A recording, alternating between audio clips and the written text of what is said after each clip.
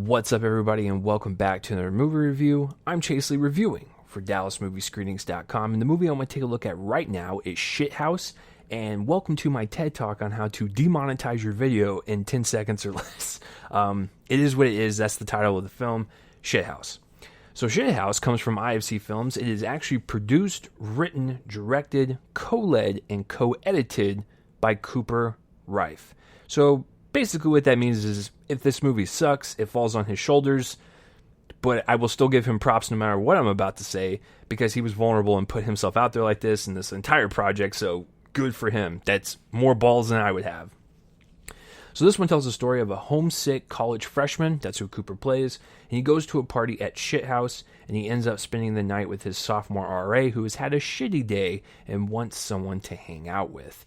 So this one runs an hour and 40 minutes, and going into this, I was kind of excited. I love coming-of-age films or anything, set, around college comedies, because some of them can be pretty funny, and so it seems like a different approach to the crass college comedy and teen romances and coming of age and stuff. And so it seemed like just from the abrasive approach to the title and just what I've been hearing about it, it seemed like Cooper Raiff was going to take this in an interesting direction and do something different with it, with all these different subgenres put together. So I was looking forward to it. And the festival buzz from early on this year, I was hearing great things. So I was like, cool, sign me up. I don't need to see anything. Let me just dive right into it.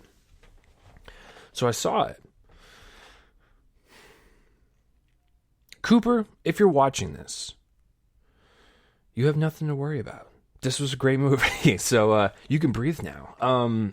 No, it's a great coming-of-age film, a great, romance, a great college comedy. It's just a bunch of different things kind of wrapped up into one, and I really like these characters to a point where I was so sad when it ended because I want to see them carry on. I want to see their relationship grow and how they're going to operate post-college. And so I was really sad when it ended because I wanted to just hang out with these people a little bit more. He crafted some really likable characters and, really just made you want to hang out with them and have a drink with them. So let's start with Cooper Raiff. He is responsible for a lot of things in this film, but what I like about his vision for this entire thing, I guess we can kind of break it up into sections. Let's talk about his directing style here. His directing style is interesting because it feels very indie. It feels very low budget. It doesn't have this big, glossy Hollywood feel to it, but that's what I like about it. It's stripped down, and he forces us to really focus on the relationship of these characters, the interactions that these characters have with their friends, and just the whole kind of college atmosphere that these two are going through together, and them also trying to figure out their romance. He forces you to focus on it. It's a very kind of spur-of-the-moment type of cinematography. It feels really lived in. It feels almost like a documentary at sometimes. It's really just kind of this organic and natural kind of look to it and kind of feel.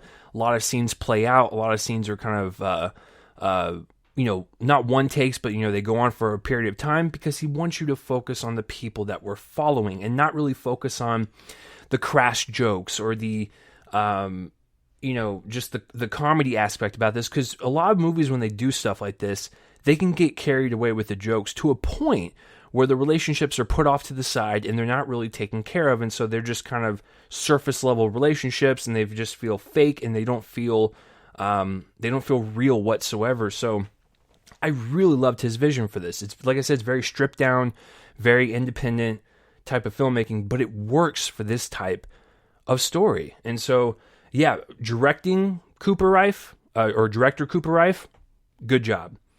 Writer Cooper Raiff, it's a really well-written movie, and it's not just, like I said, just, dick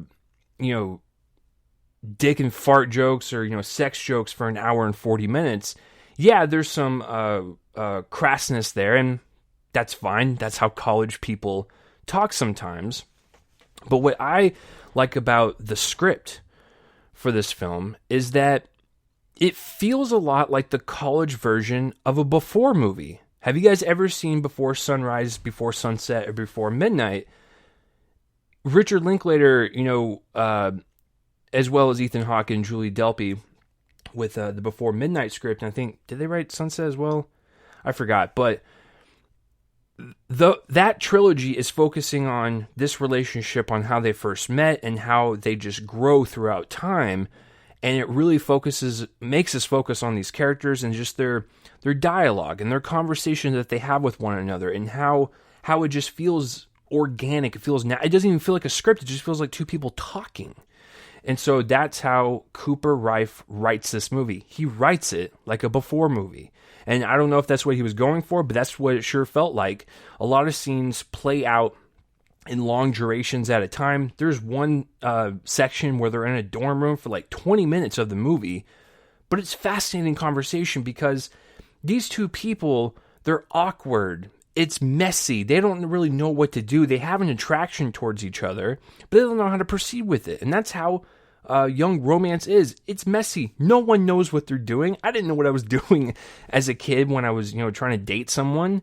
And so kind of capturing that awkwardness, it really just kind of makes it feel like an authentic college experience. And so this dialogue is dynamite, man. And the conversations that they would have with one another when they got deeper into the relationship was really heartwarming and really just kind of emotional. There was a section in this where they talk about death.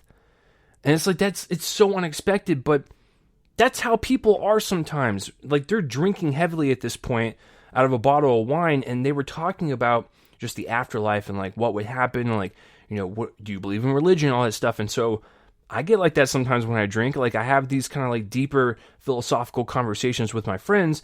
That's exactly what they were doing in this. And it just, once again, it feels real. This doesn't feel like a fictional film. It felt like someone was just walking around documenting like, the college experience, and they captured these two wonderful souls trying to form a connection. And it's beautiful stuff, man. And like I said, the dialogue and the whole script remind me of like a Before movie.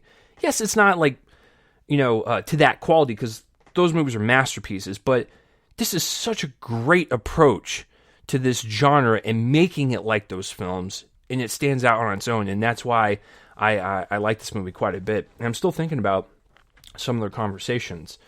And to go to kind of build off of the kind of the long scenes and whatnot, the editing in this kind of reflects that too, where Cooper understands that you need to kind of let these breathe out and these conversations just kind of fill up the room and not really cut frequently, and like really just kind of like let scenes breathe a little bit, because the performances in this film are so powerful and just so like you are focused in on them, on every single word that's coming out of their mouth. And like, I just love leaving on certain conversations just on one person and just having them really kind of make themselves vulnerable to the other person. It really makes the emotional aspect of this way better than if you cut back and forth just really fast and frequent. But yeah, that kind of bleeds into the editing aspect too. And then last thing, we got to talk about the performances. Listen, I've always said, and I've learned my lesson from film school, I always put myself in my projects. It's hard to do. And anyone that wants to do that, you better step up to the plate. And so when you are, directing this, writing this, and you are at the head of this project, you put yourself as a co-lead. Like I said, you better step up. And I think he does such a wonderful job. Like, the way he portrays this person is exactly how I think most people acted in college, where maybe some people really felt alone, a bit awkward, didn't really have that many friends. I was the same way. And so it was really hard for, this person to just connect to anyone. And he just came across this kind of like, really wonderful accent of meeting this other person at a party in the Shithouse.